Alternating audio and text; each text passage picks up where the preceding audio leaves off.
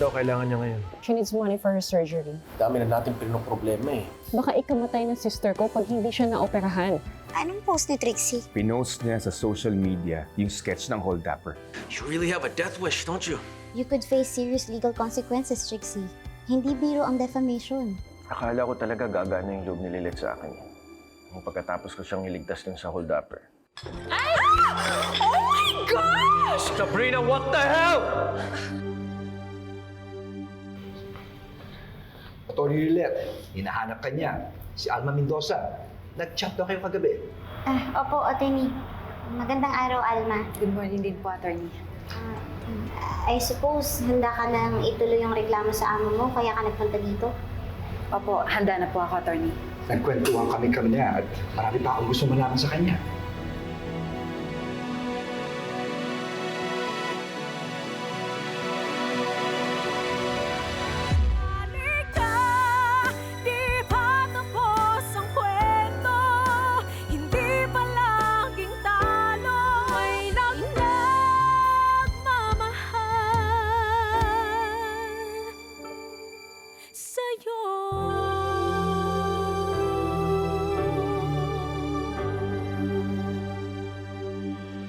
Sorry, natulis kasi sa kamay ko yung cup eh.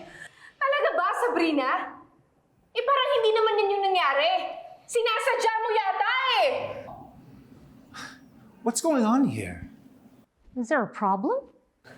Natapunan lang naman ako ng kape ni Sabrina.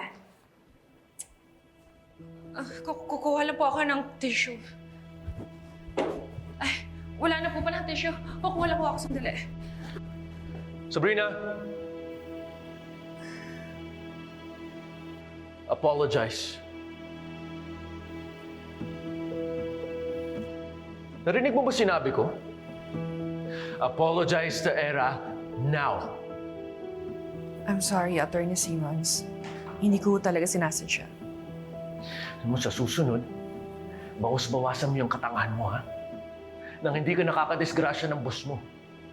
Now go get a mop, clean up your mess. Sabrina, wait. Okay na ako. Hindi naman daw sinasadya ni Sabrina eh. Tsaka may mga janitor naman tayo dito para maglinis. I won't do, babe. Hayaan mo siyang linisin ng kalat niya. Sige po, kukuha lang ako ng mop. Excuse me. Attorney Allen, don't you think Sabrina was humiliated with how you handled that? Napaso niya si Era eh.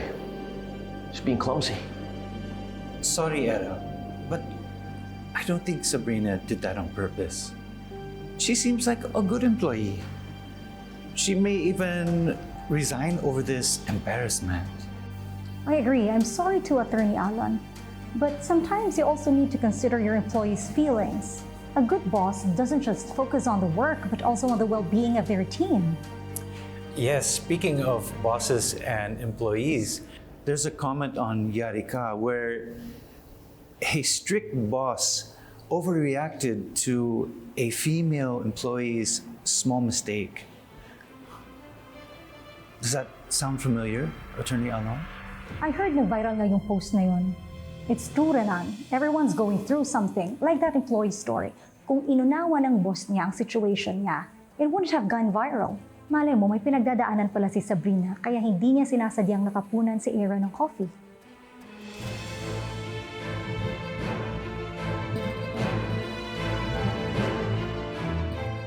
Nagtatrabaho po kasi ako as sales lady po sa Del Rose Mix Apparel. Yung stall po nila nasa mall lang po na malapit dito. Attorney, 8 taon na po kasi ako nagtatrabaho sa kanila. Ni minsan po hindi tumaas yung sweldo ko. How about the promotion? Na-promote ka na ba? Pinangakuan po ako ni Ma'am Yasi. Siya po yung owner ng kumpanya. Pinukpok niya po talaga ako ng todo sa trabaho para daw ma-promote po ako as sales coordinator. Araw-araw po ako nag-OT nitong huling buwan sa kanya. Pero isang araw po pagpasok ko sa trabaho, may hinar na po siyang sales coordinator. Anong nangyari sa pinangako sa iyo? Did you place this with her? Opo. Pero ang sabi niya lang po sa akin, hindi pa daw po ako ready maging sales coordinator. Pero ako po yung pinag-train niya dun sa bago niya empleyado. How ironic, how ironic. Yun ba yung dahilan kung bakit ka nagkaroon ng mental distress? Gaya nung pinost mo online? Opo. Nag-file po talaga ako ng vacation leave dahil nagsasuffer na po talaga ako sa mental health ko eh. Pero hindi po ako pinayagan ni Ma'am Yasi. Bakit daw? Eh, lahat ng empleyado entitled for a leave. December po kasi noon naghahabol po siya ng benta. Nung dinisapprove niya po sa akin yung vacation leave ko, pinilit ko naman po magtrabaho. Pero bumigay na po talaga yung katawan ko sa pagod eh. Nilagnat na po ako. Kaya nag-sick leave po ako ng 2 days. Pero nung bumalik po ako sa trabaho, sinisanti na po pala ako ni Ma'am Yasi. Nagpalusot lang daw po ako na may sakit ako kaya ako nag-leave. Pero pinakita ko naman po sa kanya yung medical certificate ko.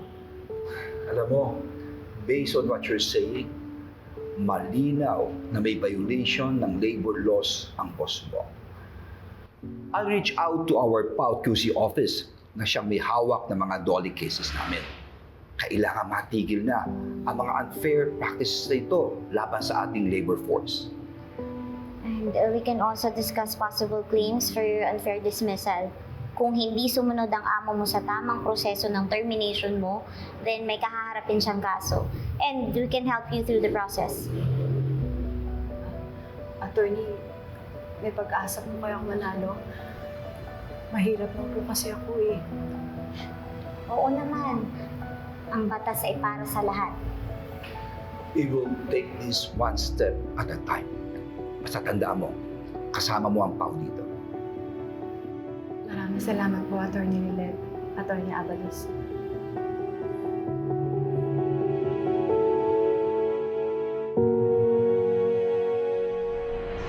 Sa susunod, bawas-bawasan mo yung katangahan mo, ha? Nang hindi ka nakakadisgrasya ng boss mo. Now go get a mop, clean up your mess.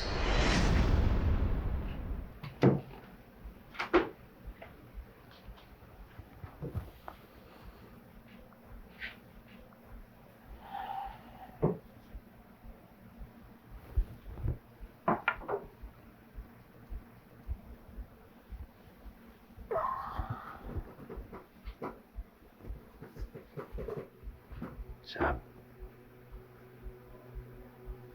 Hey, look, I'm really sorry about what happened earlier. Hey, you know it's all part of the act, right? Para mas lalo ko lang makuha yung loob ni Era. Look, I didn't mean to hurt you earlier. It's just... Ba't mo kasi ginawa yun? Hindi ko na kasi kaya, Ellen. It's like a knife twisting in my chest every time I see you with her. I know, but we planned this, di ba? Sab, we started it together. We have to finish it together. Alam mo na may naghihintay sa atin sa huli nito eh. It's everything we've ever dreamt of, Sab. So I'm just asking, just a little more patience, please. What if I told you I can't do it anymore? Sab, Hindi ko na kaya, Renan. Gusto ko nang sumuko.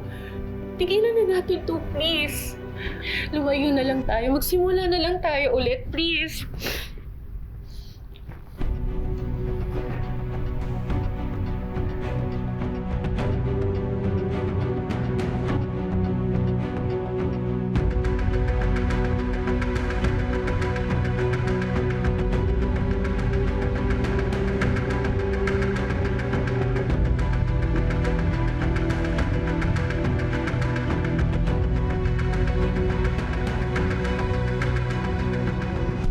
Salamat talaga, sinundo mo ko ah. Eh, mamaya pa kasi matatapos yung event nila eh. Kung di ko na talaga alam kung paano ako makakabayad sa services mo. Ikaw naman, Lilet. Diba nag-promise ako sa'yo na susunduin kita hanggat di nauhuli yung hold-upper. Eh, medyo nawala na nga sa isip ko. Kasi nakausap ko na si Alma eh. Yung nasasante tungkol sa mental health issues niya? Oo. Nakakaawa talaga siya. Grabe naman kasi yung boss nun. Alam mo, kaya talaga nawawalan ng mga magagaling na empleyado ang isang kumpanya dahil sa mga boss na katulad niya na hindi marunong mag-alaga ng empleyado nila. Alam mo, ang sarap mo siguro maging boss. Sana, boss na lang kita. Kung ako ang boss mo at ikaw ang empleyado ko, sigurado ako bubulihin mo pa rin ako. Hindi naman ako ganun sa'yo, grabe ka.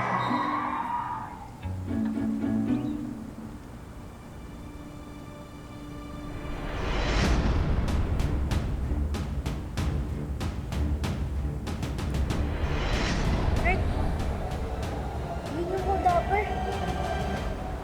Dapper, asan? Ayun o. Nahuli rin kita. Ha? Ano mo problema mo? Hindi siya yung hold-upper. Pasensya na ho ah. Hindi po pala ikaw yung hinahanap namin. Pasensya na, sir. Pasensya na po. Kurt, sorry ah. Munti ka pa mapahamak ng dahil sa akin. Okay lang yun, Lilith. Hayaan mo na yun. Baka masyado mo iniisip yung nangyari ah. Kaya akala mo yung lalaking hold-upper. Hindi lang kasi mawala sa isip ko yung hold-upper eh. Kasi kung pakalat-kalat pa rin siya hanggang ngayon, hindi malabo na may mabiktima siyang iba. Sana mahuli na yung hold-upper na yun. Alam mo, mabuti pa manghingi na tayo ng update sa presinto.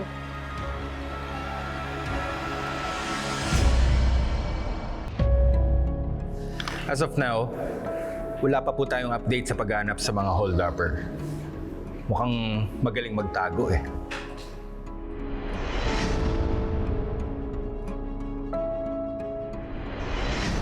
Nag-reach out na po ba yung team nyo sa pawn shops or second-hand stores? The stolen items, especially the watch, could be crucial in tracking down the suspect's movements. Well, naabisuhan na namin ang mga establishments in the area na mag-report if there's any suspicious transaction na magmamatch sa description ng mga nawawalang gamit. If you need further assistance, pwede akong gumawa ng draft affidavit of loss para sa mga nakuwang gamit, which you can disseminate to these establishments. It might take them more vigilant. Magandang idea na, attorney. Makikipag-coordinate kami sa'yo for that. At huwag kayong mag-alala. Ginagawa naman namin lang lahat para mapabilis ang investigation at mahuli agad ang suspect. Sana talaga makakuha na tayo ng kahit na maliit na detalye para mahuli yung mga hold-upper na yun.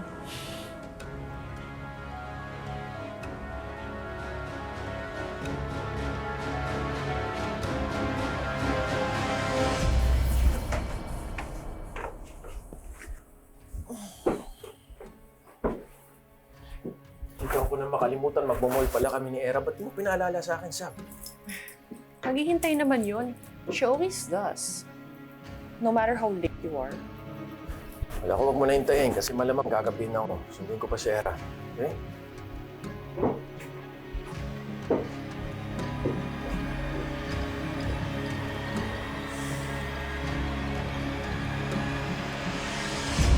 Narinig mo ba yung sinabi ni Chief kanina? Hindi doon nanghihingi ng update si Attorney Along. Baka naman gumagawa siya ng sarili niyang investigation. Alam mo naman yun. Sa aming tatlo, siya yung mas nawalan ng malaking halaga ng pera. At hindi lang pera, pati mamahaling relo.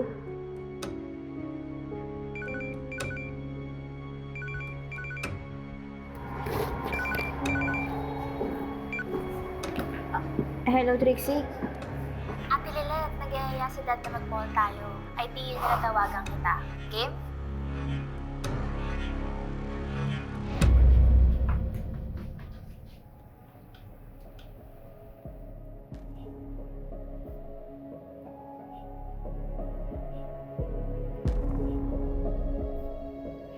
Alam ko na tuso ka, Renan.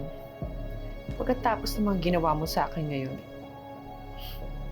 It's only a matter of time bago mo ko itapon. Pero hindi ko nahihintay na mangyari yun. Bago mo kong tuluyang ilaglag, mag-iipon na ako ng bala laban sa'yo.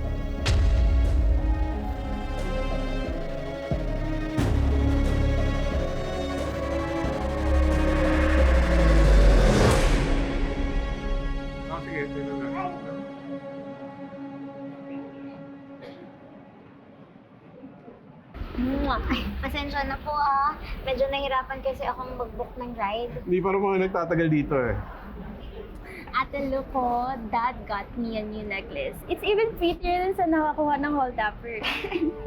Of course, meron din for you. May regalo din ako, Tay.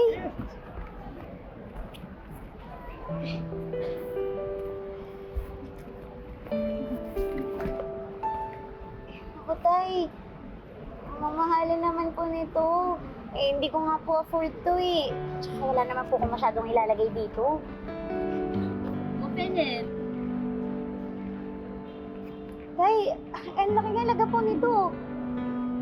Di ba may lamang pera yung nawala mong wallet? And they say, it's not good to gift an empty wallet. Maswerte ka pupuntang gera. That's to replace the wallet the robber took, ate. Thank you, Tay. Ayaw na sa bagmo. Opo. Kasya kaya. Ate, let's go na lang mag-merienda tayo. Ano?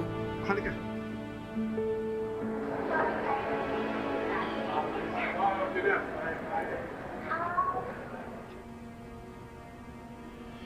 Attorney Ira?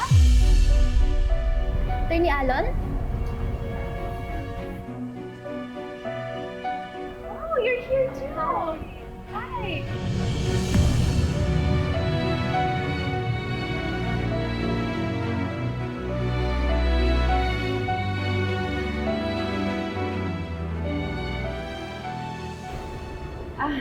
May binili lang kami. Just a few things for our wedding. Good to see you here. It looks like you're both very busy from all the preparations. Yeah, that's right, Mr. Ingano. Still so much left to do. Kaya nga, umirit ako dito kay Era kung pwede pa bang mag-back out sa kasundin ko. Ira, kamusta ka na? Hindi ba dapat ikaw yung kinukumusta? But it seems like you're doing just fine. Alam mo, maswerte ka. Because Renan was there to save your life. If it weren't for him, who knows what could have happened, right? I just hope that you show gratitude to those who deserve it. Hindi ko naman nakakalimutan yung ginawa ni Atty. Alon.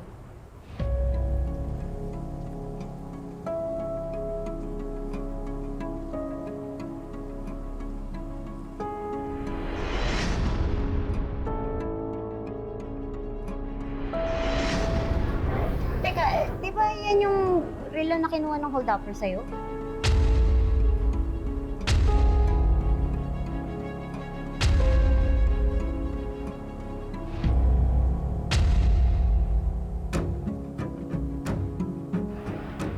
Paano sa'yo na ibalik yan?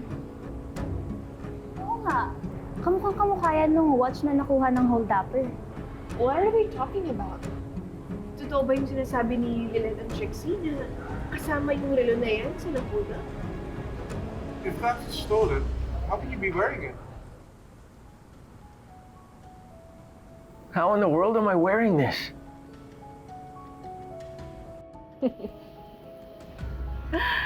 Kung talagang smart si Era, should realize Renan's wearing the very watch na kinuha ng hold-upper.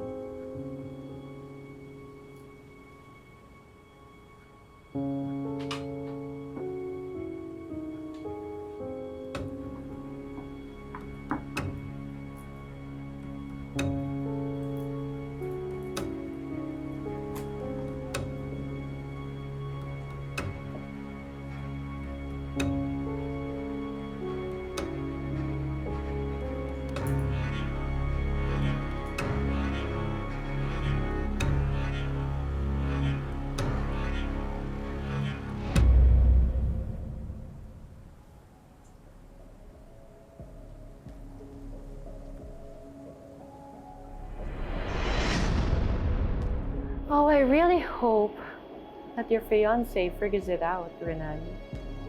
When that happens, tignan ko lang kung paano ka makakalusot.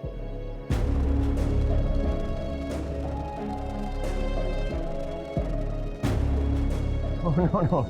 Oh, this?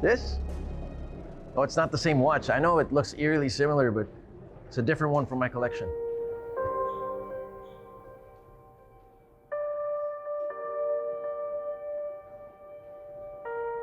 Are you sure?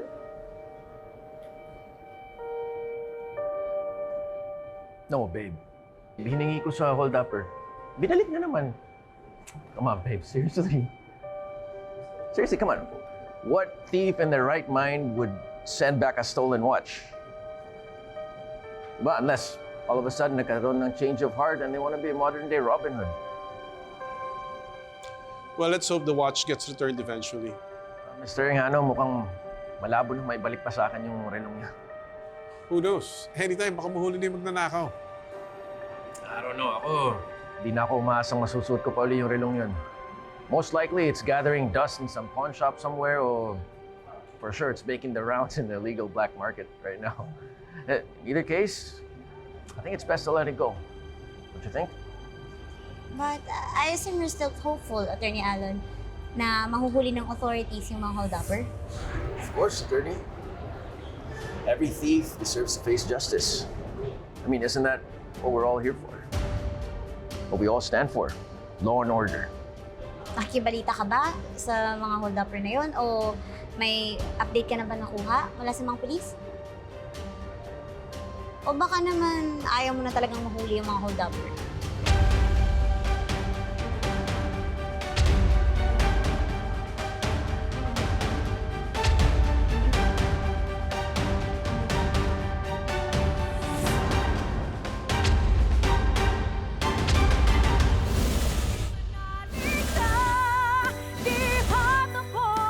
Pinapaman na ng negosyante kong kliyente ang misis niya.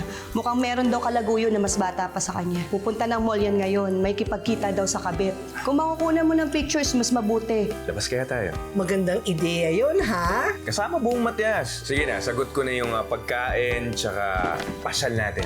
Sabi kayo, para sa dami. Ayan po yung hold-upper! Tong, tulungan natin si Kurt! Mag-ingat kayo!